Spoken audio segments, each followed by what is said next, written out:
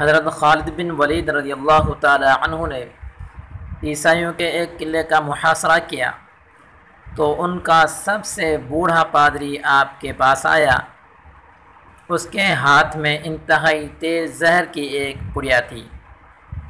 اس نے حضرت خالد بن ولید رضی اللہ تعالی عنہ سے عرض کیا کہ آپ ہمارے قلعے کا محاصرہ اٹھا لیں، اگر تم نے دوسرے قلعے فتح کر لیے تو اس قلعے کا قبضہ ہم بغیر لڑائی کے تم کو دے دیں گے۔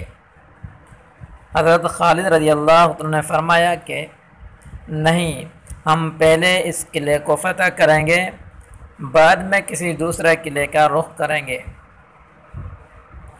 یہ سن کر بوڑھا پادری بولا، اگر تم اس قلعے کا محاصرہ نہیں اٹھاؤ گے تو میں یہ زہر کھا کر خودکشی کر لوں گا اور میرا خون تمہاری گردن پر ہوگا۔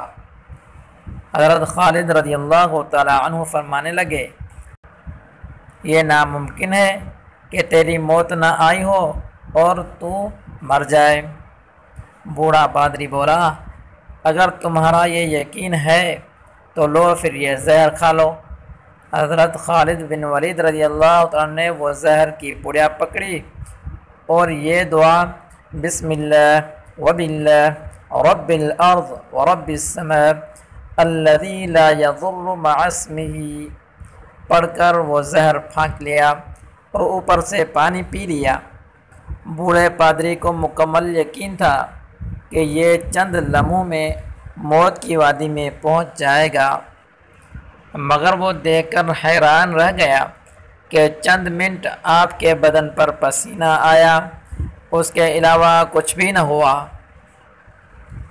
حضرت خالد بن ولید رضی اللہ تعالیٰ عنہ نے پادری سے مخاطب ہو کر فرمایا، دیکھا اگر موت نہ آئی ہو تو زہر کچھ نہیں بگاڑتا۔ پادری کوئی جواب دیے بغیر اٹھ کر بھاگ گیا اور قلعہ میں جا کر کہنے لگا، اے لوگوں، میں ایسی قوم سے مل کر آیا ہوں، خدا تعالیٰ کی قسم اسے مرنا تو آتا ہی نہیں، وہ صرف مارنا ہی جانتے ہیں۔